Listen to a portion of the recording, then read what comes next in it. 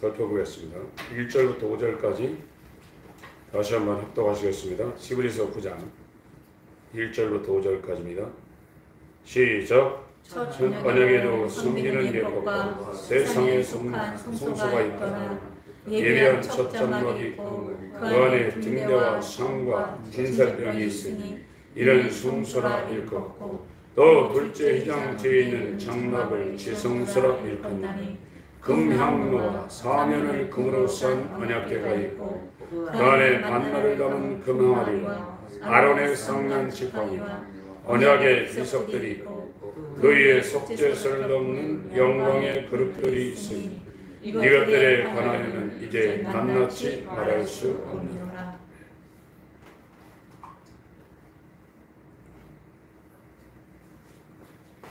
성막에 대해서 지금 설명을 하고 있습니다.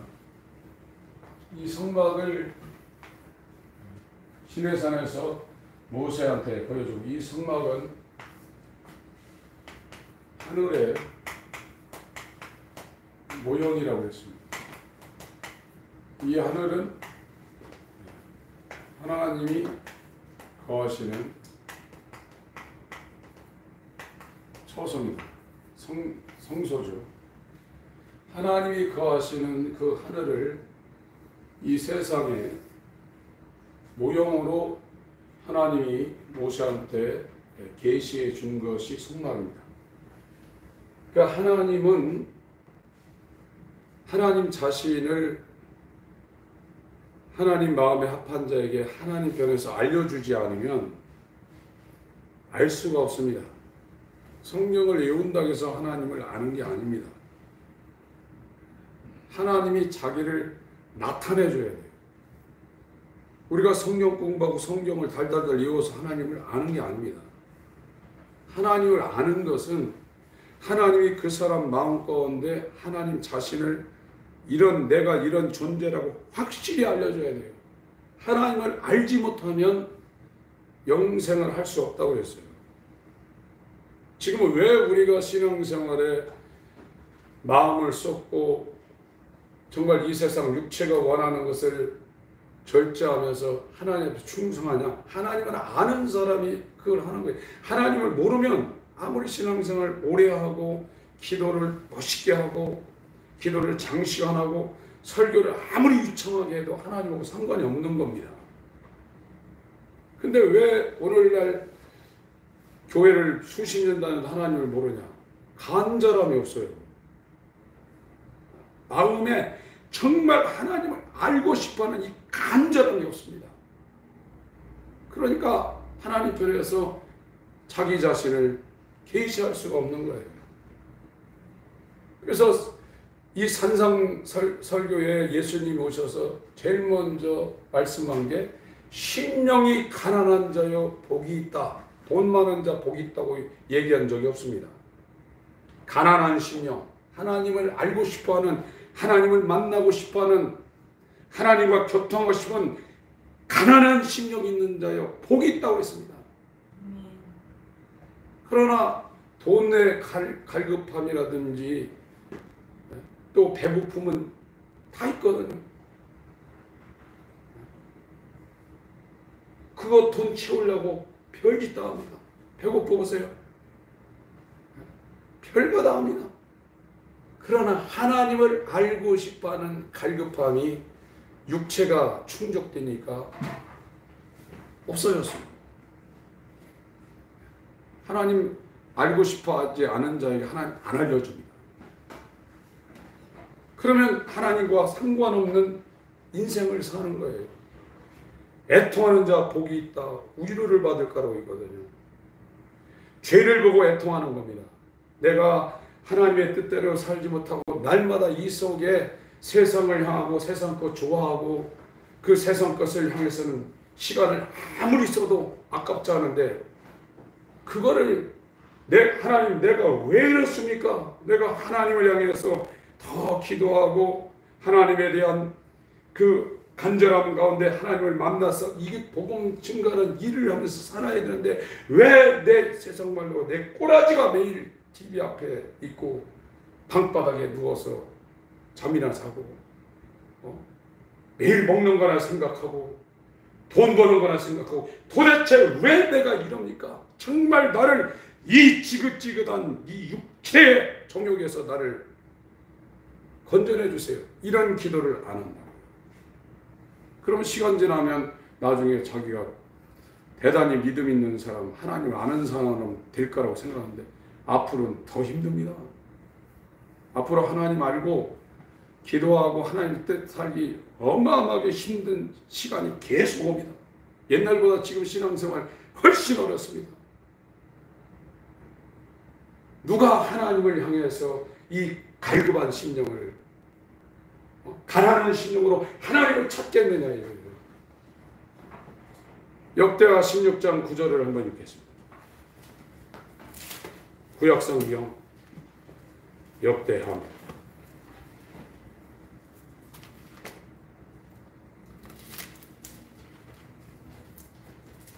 역대하 16장 9절입니다.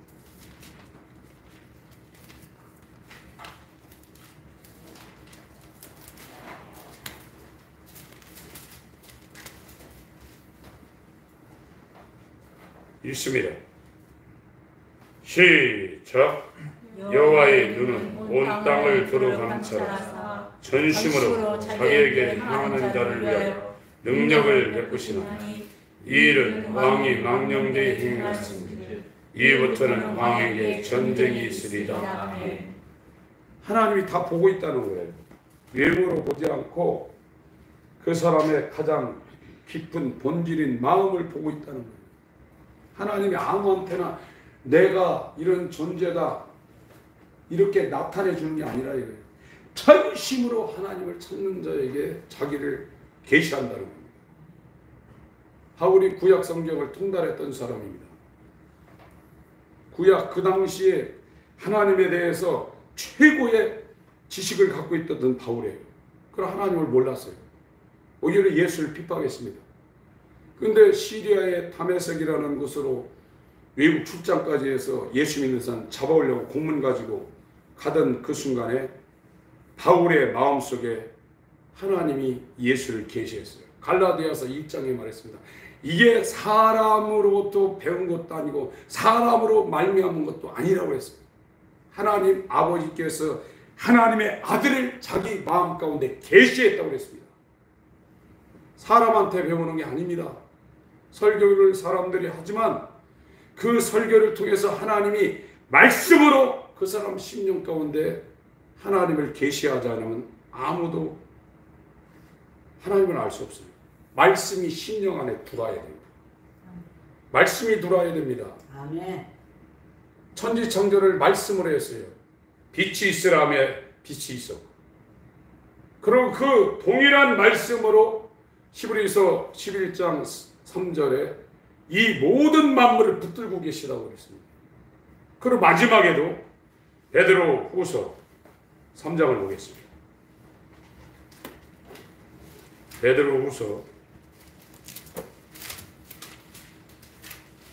머리로 성경을 아는 것은 물론 전 단계에서 그게 유익이 될 수 있지만 말씀이 들어야 돼요. 말씀을 받아야 돼요. 말씀을 받아야 됩니다. 베드로서 3장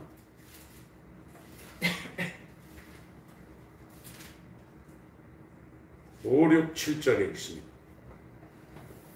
시작.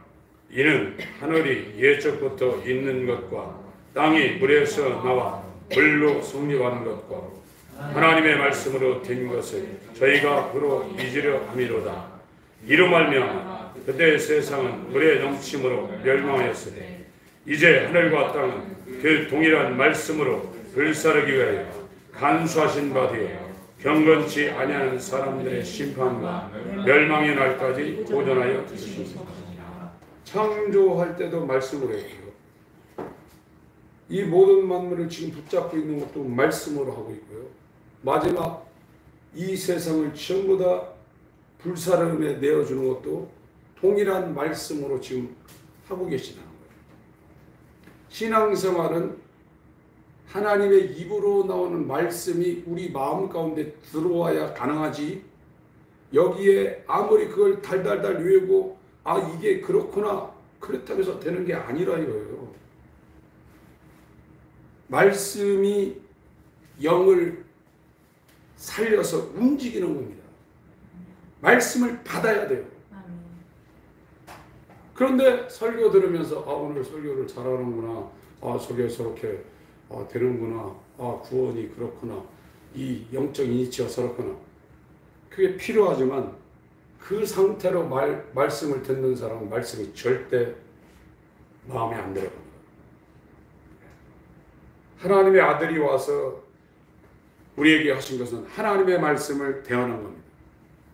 이것이 구약 때는 천사들이 대언했고요, 선지자들이 대언했습니다. 자기만 한 게 아닙니다. 하나님의 말씀이 임하여 가라사대 선지자들이 다 그렇게 말했어요. 천사도 하나님 말씀을 받아서 그걸 대언했습니다. 예수님도 자기 말하는 것이 아니라 영이요 생명인 천지를 창조한 말씀, 이 만물을 붙잡고 있는 말씀, 마지막 날에 동일한 그 말씀이 이 모든 세계를 불사른다. 오늘날도 목회자들이나 설교자들이 자기 말하면 안 되는 게 그 말은 사람 말이지 하나님 말 아니에요.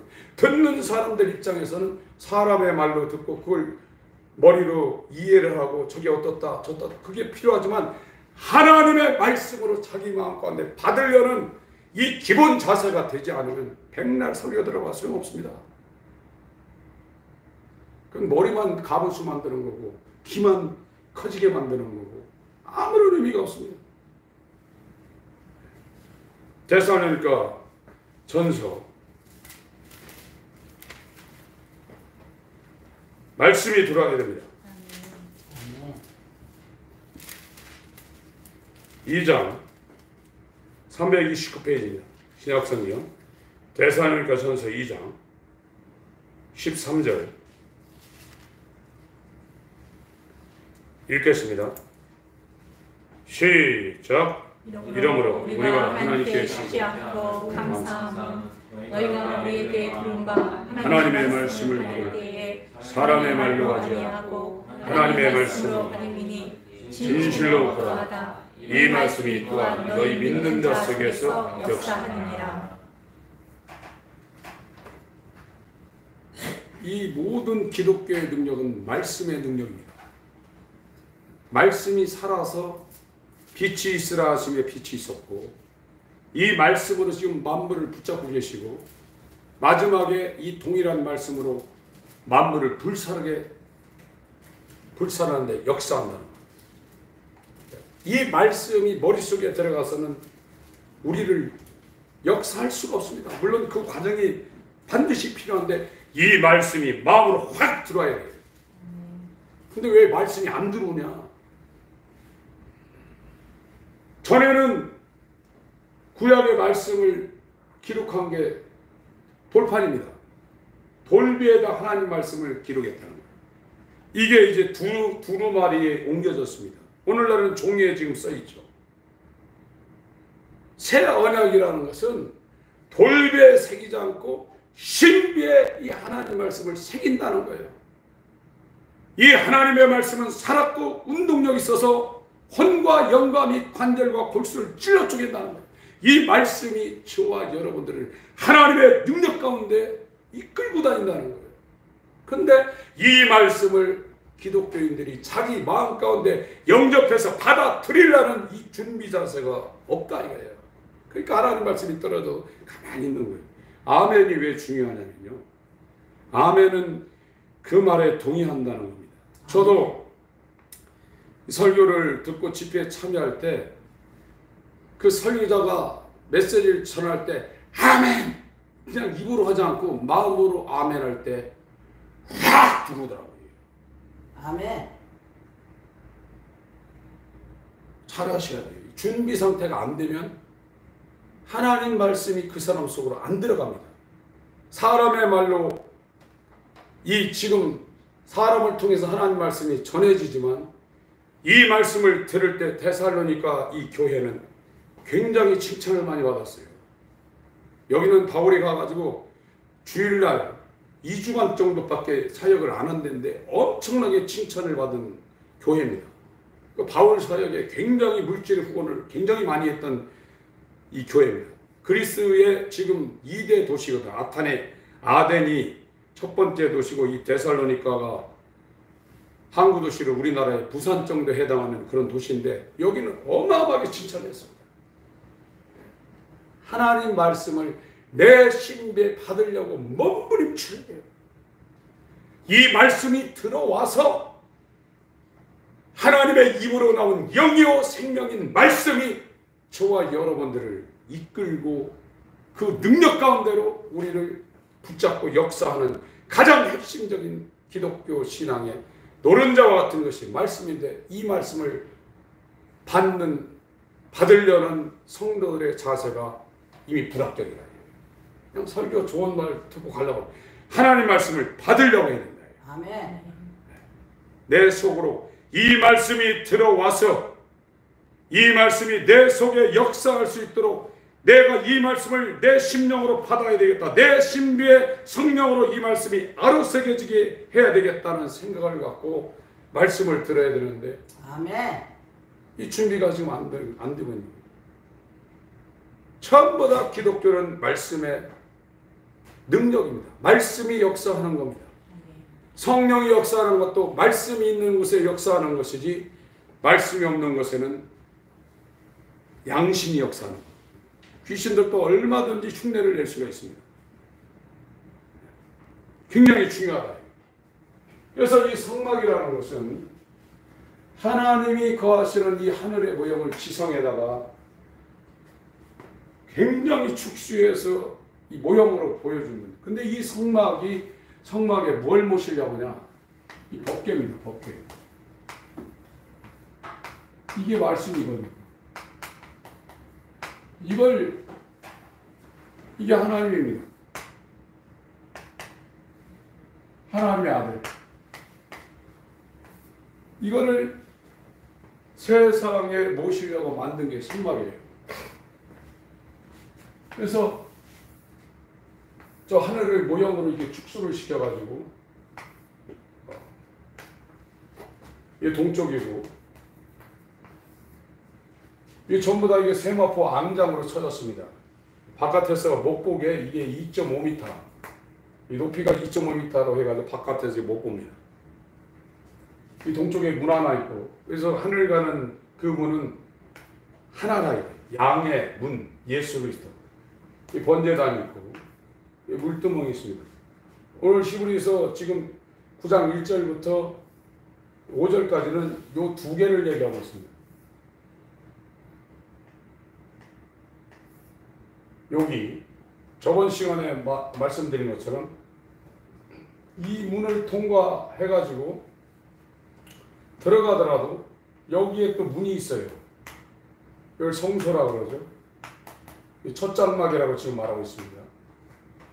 여기를 지성소라고 합니다. 둘째 장막이라고 말하고 있습니다. 이 성막이 왜 필요했냐? 이 지성소 안에 있는 이 법궤 때문에 이 성막이 필요한 겁니다. 이 법궤가 하나님의 말씀과 만다를 담은 금항아리와 아론의 쌍난 지팡이를 여기다 집어넣었다고 그랬죠. 그래서 여기는 이 성소는 제사장들만 들어간다고 했습니다. 하나님을 섬기는 곳은 이 성막 안에 번제단도 아니고 이 물두멍도 아니고 하나님을 섬기는 장소는 이 성소라고 그랬어요. 제사장이 되지 못하면 하나님을 섬길 수 없는 겁니다. 제사장만 여기에 들어갈 수 있는 거예요. 근데 여기 이 성전 마당에서도 들어왔다 할지라도 이 하나님을 섬기는 이 성소는 못 봅니다. 이게 완전히 막혀져 있어요. 볼 수가 없습니다. 하나님을 섬기는 이 성소를 못 보니까 하나님을 못 섬기는 거예요. 이 사람들 오늘날 지금 다 예수를 믿고 있는 겁니다. 그러니까 여기를 못 보는 겁니다. 여기에 이걸 한번 넘어가야 되고 그래서 여기 제사장들이 여기에서 364일 동안 1년 364일 동안 하나님을 여기서 섬깁니다. 그러다가 여기도 막혀 있는데 1년에 하루는 여기에 넘어가서 여기에서 이 법궤위 여기가 속죄소거든요. 이 속죄소에서 죄사함 받는 속죄일 행사를 여기에서 하고 나오는 겁니다. 그래서 전에 주일날 말씀을 드렸죠. 이걸 인간의 신체로 치면 이건 육체에 해당되는 거고, 여기는 인간의 혼 인격을 말하는 거고, 여기는 인간의 영에 해당되는 것이다. 그래서 이 속죄라는 것은 이 마음 가운데 속죄가 일어나야 된다 하는 말씀을 드렸습니다. 그래서 오늘 히브리서 9장에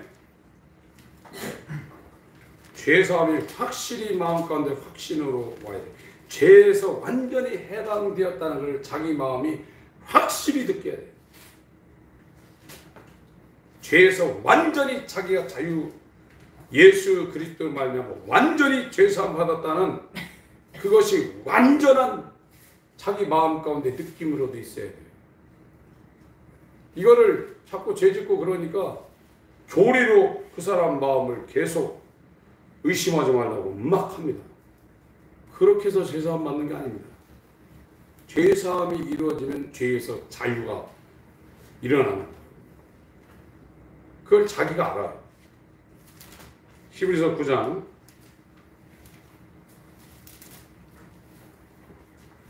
2절에 첫 장막이 있고, 그건 지금 성소를 말하고 있습니다. 첫 장막. 여기는요. 그 안에 등대와 상과 진설병이 있으니 이는 성소라 일컫고, 둘째 휘장 뒤에 있는, 여기 휘장입니다. 이게 예수 십자가 죽음 전까지는 이게 막혀 있었어요. 여기 하나님이 계시고 이 성소 안에 인간 제사장이 들어가서 섬기는데, 이 하나님이 계신 지성소와 인간들이 하나님을 섬기는 이 성소 가운데는 이게 막혀져 가려져 있었습니다. 죄 때문에.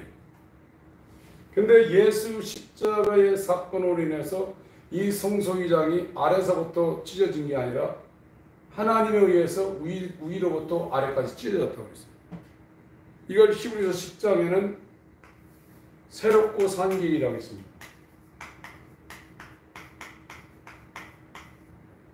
예수의 죽음과 부활로 말미암아 이것이 찢어졌다고 했습니다. 하나님과 인간 사이에 막고 있던 죄감이 이게 사라졌다는 거예요. 그래서 우리도 앞서 가진 대제사장을 따라 그를 의지하여 담대히 그 길을 간다고 그랬습니다. 10장 19절 하나님께 나아간다는 거예요. 19절 20절 읽습니다. 히브리서 10장 19절 20절 시작. 그러므로 흉내라 우리가 예수의 피를 힘입어 성소에 들어갈 담력을 얻으니 그 길은 우리를 위하여 휘장 가운데로 열어놓으신 새롭고 산 길이요 휘장은 곧 저희 육체입니다. 이 제사장들도 364일 동안 하나님을 섬기는데 하나님이 계신 이 지성소 안에 못 들어갑니다. 들어갈 수가 없습니다. 여기 들어가면 죽으니까. 1년에 딱 하루 들어가는데 음력 7월 10일 날 들어가는데 이 대제사장이 여기 들어갈 때는 주일날 말씀드린 것처럼 양을 잡아가지고 그 피를 갖고 여기 들어가요. 그거 안 갖고 들어가면 즉사거든요. 인간이 하나님의 영광인 보좌 앞에 절대 나갈 수가 없어요. 그런데 지금은 예수의 피가 우리의 심령에 뿌려져 있으면 예수 그리스도의 아버지 하나님 그 영광스러운 그 하나님 앞에 우리가 나가서 그 하나님의 영광을 우리가 볼 수 있다는 거예요. 그 영광 가운데 우리가 머무를 수 있고 그 영광 가운데 우리가 들어갈 수 있는 이 특권을 우리가 예수의 피로 말미암아 지금 얻었다는 겁니다. 아멘. 그래서 지금 히브리서 9장은 지금 이 성소와 지성소에 관한 말씀을 지금 하고 있습니다. 여기가 왜 이렇게 중요한가? 이 법궤가 왜 이렇게 중요한가? 이 성막 전체는 이 법궤를 모시기 위해서 만들어진 것이고 출애굽기 25장에 읽었지만 이 성막을 만들 때 제일 처음 언급한 것이 이 법궤라. 속죄도 이 법궤 위에서 이루어진다. 이렇게 말하고 있습니다. 그래서 전에 여기에 만나, 쌍난 지팡이, 여기에 율법의 돌판, 두 돌판, 이것이 여기 들어가 있다고 그랬죠. 그래서 이게 만나는 뭐 성자다, 지팡이는 성령이다, 돌판은 성부다, 이렇게 이제 해석들을 하고 있는데 제대로 얘기하면 이게 전부 다 예수를 말하고 있는 거거든요. 이 만나는 인간들이 이스라엘이 출애굽에서 가나안 복지에 들어갈 때까지 광야 가운데 먹었던 겁니다. 예수님 뭐라고 했어요? 너희 조상들이 광야에서 만나를 먹었지만 죽었다. 그러나 나는 하늘에서 내려온 떡이다. 나를 먹는 자는 영원히 살리라. 그래서 사람이 떡으로만 사는 것이 아니라 이 광야 같은 이 세상을 살아갈 때 이스라엘이 광야에서 하늘에서 떨어지는 만나를 먹고 이 애굽에서 나와서 홍해를 건너서 이 광야 생활할 때 요단을 건너서 이 가나안에 첫 번째 들어간 데가 길갈인데요. 이 동안에 먹었던 게 만나예요. 만나. 이 만나가 언제 떨어졌냐? 이 요단강을 건너서 가나안 땅에 길갈에 들어갔을 때 만나가 그쳤다고 했어요. 예수로 살아야 됩니다. 지금 저와 여러분의 이 땅의 광야 생활은 예수 그리스도의 살과 피, 예수 그리스도의 말씀, 그가 흘린 피로 살지 않으면 우리 영은 절대 살 수가 없습니다. 여호수아서 5장을 보겠습니다. 여호수아 5장.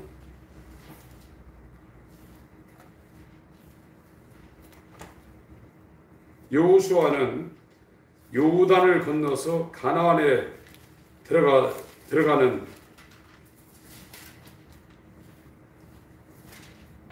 그 시점부터 지금 기록되고 있습니다.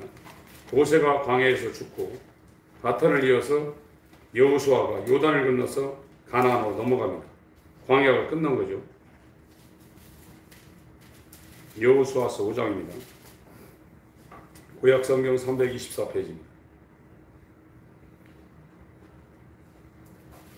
2절부터 제가 읽겠습니다. 그때 여호와께서 여호수아에게 이르시되 너는 부싯돌로 칼을 만들어 이스라엘 자손들에게 다시 할례를 행하라 하시매. 지금 요단을 건너왔습니다. 광야에서 요단강을 건너서 가나안으로 지금 들은 겁니다. 여호수아가 부싯돌로 칼을 만들어 할례산에서 이스라엘 자손에게 할례를 행하니라. 여호수아가 할례를 시행한 까닭은 이것이니 애굽에서 나온 모든 백성 중 남자 곧 모든 군사는 애굽에서 나온 후 광야 도중에서 죽었는데 그 나온 백성은 다 할례를 받았으나 오직 애굽에서 나온 후 광야 도중에서 난 자는 할례를 받지 못하였습니다. 이스라엘 자손들이 여호와의 말씀을 청종치 아니하므로 여호와께서 그들에게 대하여 맹세하사 그들의 열조에게 맹세하여 우리에게 주마하신 땅 곧 젖과 꿀이 흐르는 땅을 그들로 보지 못하게 하리라 하시매 애굽에서 나온 족속 곧 군사들이 다 멸절하기까지 40년 동안을 광야에 행하였더니 그들의 대를 잇게 하신 이 자손에게 여호수아가 할례를 행하였으니 길에서는 그들에게 할례를 행치 못하였으므로 할례 없는 자가 되었음이더라.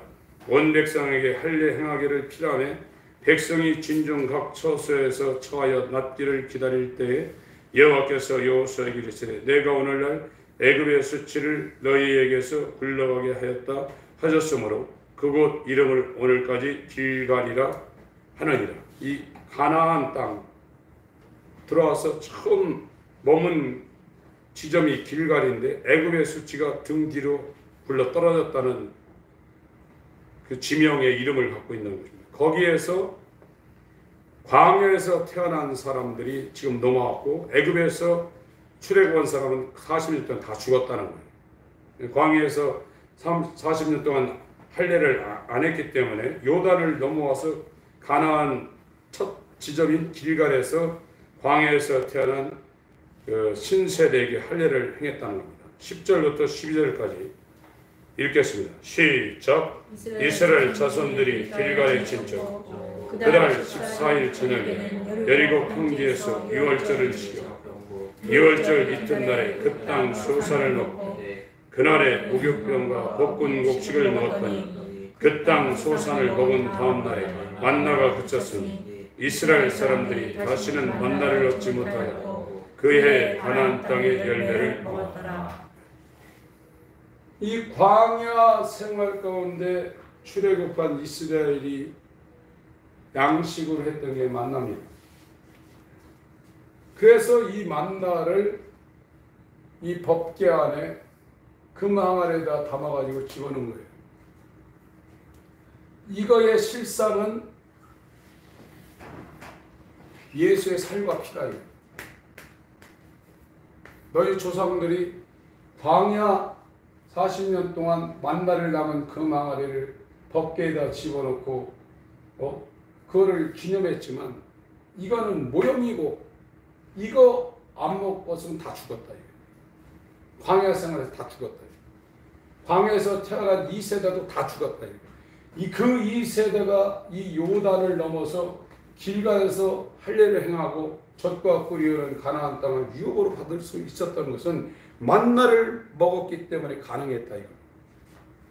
그런 것처럼 하늘나라 천국에 들어갈 참 이스라엘은 너희 조상들이 광야에서 만나를 먹었어도 죽었지만 내가 주는 것은 영원히 목마르지 않고 영원히 주님이 없는 내 살과 피다. 이게 만나라.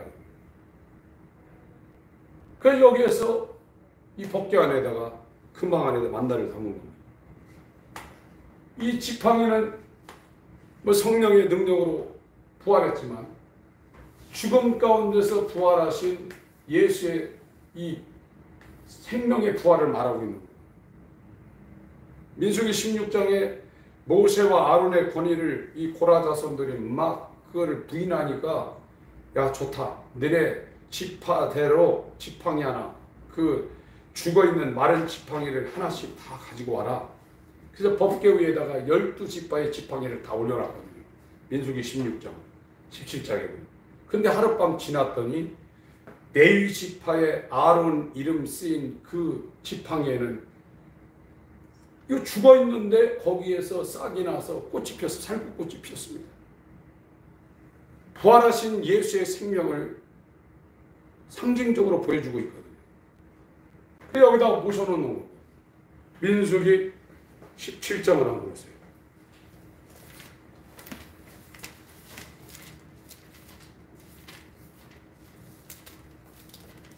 예수만이 생명입니다.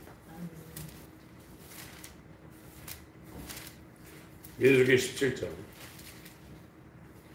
224페이지입니다. 예수께서 모세에게 이르가라사대 여호와께서 모세에게 이르가라사대 너는 이스라엘 자손에게 구하여 그들 중에서 각 종족을 따라 지팡이 하나씩 취하되 곧 그들의 종족대로 그 모든 족장에게서 지팡이 12를 취하고 그 사람들의 이름을 각각 그 지팡이에 쓰되 레위 지팡이에는 아론의 이름을 쓰라. 이는 그들의 종족이 각 두령이 지팡이 하나씩 있어야 할 것임이니라. 그 지팡이를 회막 안에서 내가 너희와 만나는 곳인 증거궤 앞에 두라. 하나님이 사람을 만나주는 데가 번제단도 아니고 물두멍도 아니고 등대도 아니고 금양단도 아니고 떡상도 아닙니다. 지성소하는 법궤위에서 하나님이 인간을 만나주는 거예요. 여기에 저와 여러분들이 우리의 마음이 거기에 닿지 못하면 하나님을 절대 만날 수 없어요. 하나님을 만나지 못하면 하나님을 알 수가 없어요. 그러면 알지 못하면 영생이 불가능하다고 했습니다. 자기가 그려놓은 이상한 하나님을 자기가 믿고 있는 거예요. 그게 우상입니다. 850대 1입니다. 지금 9대만 850대 1이 아니라 지금도 교회를 다니는 사람이 아합, 아세라, 우상을 만들어 놓고 하나님이라 섬기고 있는 거예요. 유일하게 엘리야만 참 하나님을 섬기고 있는 겁니다. 거기 법궤에서 만나는 겁니다.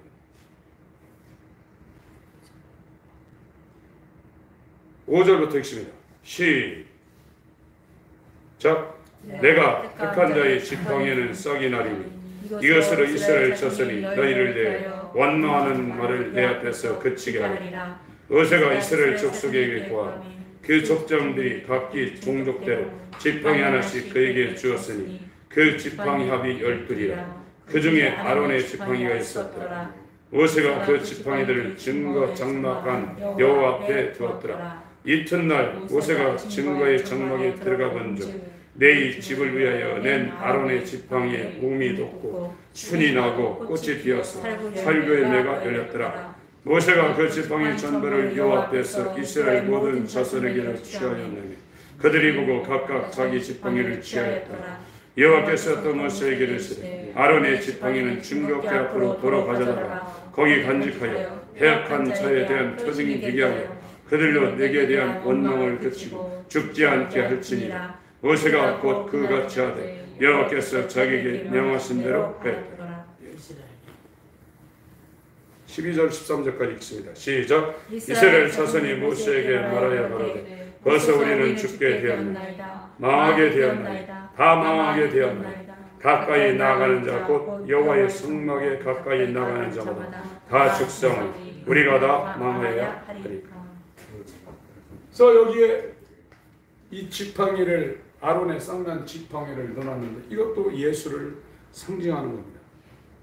사람들이 예수를 죽였지만 그 죽은 자 가운데서 마른 막대기 뿌리가 잘라지고 물기가 다 빠져서 물기가 하나도 없는 레위 지파의 아론 이름이 쓰인 그 지팡이를 하나님이 계신 이 법궤에다 딱 올려놓고 나머지 11지파도 다 올려놨는데 11개는 아무 하루 지나서 아무 일도 안 일어났는데 레위 지파 아론이라는 이름을 쓴 그 지팡이에서는 죽은 나무에서 싹이 나서 살구꽃이 피었다. 사람들이 예수를 죽였지만 하나님이 사랑하는 하나님의 아들은 성령으로 죽은 자 가운데서 처음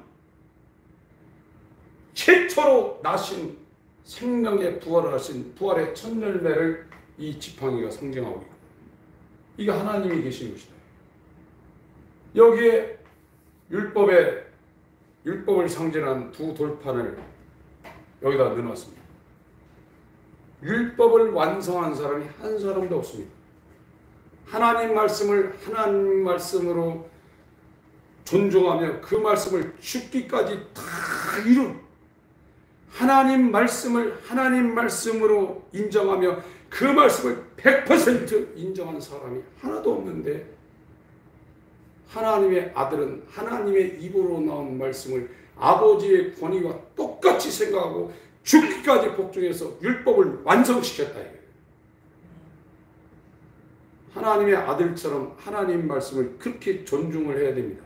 아멘. 요한복음 12장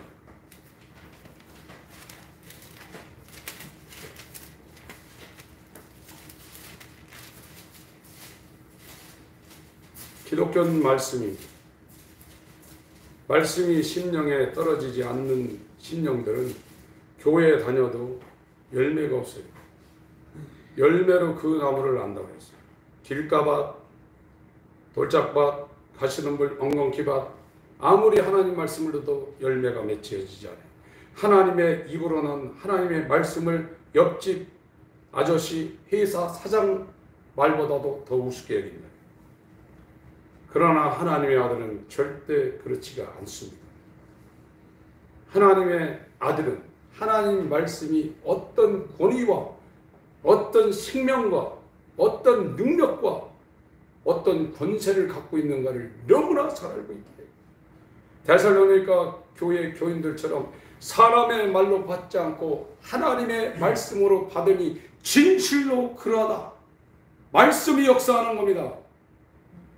그 말씀을 하나님 말씀으로 받으면 빛이 있으라 했을 때 빛이 있었던 것처럼 아멘.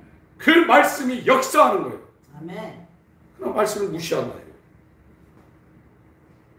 이건 완전히 협박입니다.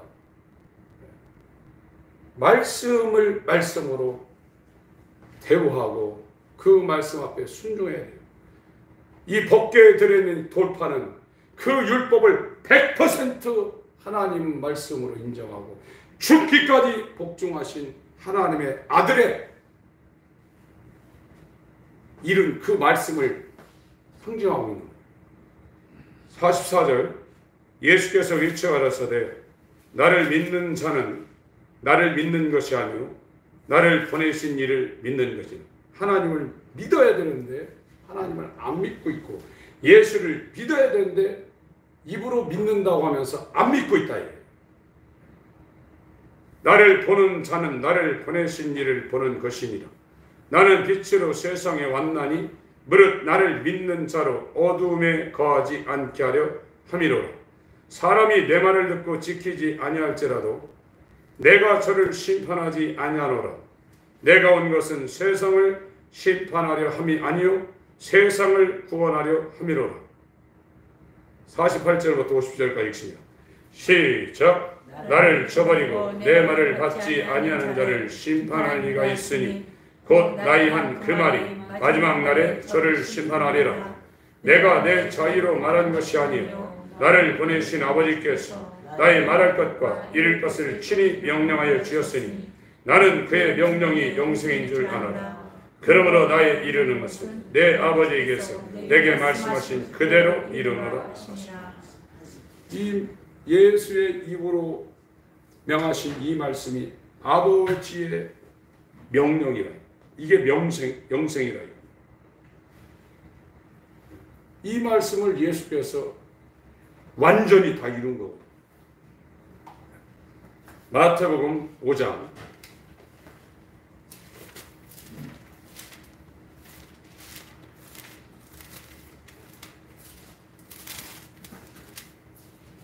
17절부터 20절까지 있습니다. 마태복음 5장입니다. 17절부터 20절입니다. 시작. 내가 율법이나 선지자나 폐하러 줄로 생각하나 폐하러 온 것이 아니라 완전케 하려 함이로다. 진실로 너희에게 이르노니 천지가 없어지기 전에는 율법의 1.1핵이라도 반드시 없어지지 아니하고 다 이르리라. 그러므로 누구든지 이 계명 중에 지극히 작은 것 하나라도 버리고 또 그같이 사람을 가르치는 자는 천국에서 지극히 작다 일컬음을 받을 것이요 누구든지 이를 행하여 가르치는 자는 천국에서 크다 일컬음을 받으리라. 내가 너희에게 이르노니 너희 의가 서기관과 바리새인보다 더 낫지 못하면 결단코 천국에 들어가지 못하리라. 하나님 말씀을 100% 하나님 말씀으로 인정하고 그의 명령이 영생인 줄 알고 완벽하게 율법을 다 이루신 유일하신 하나님의 의인 예수십니다.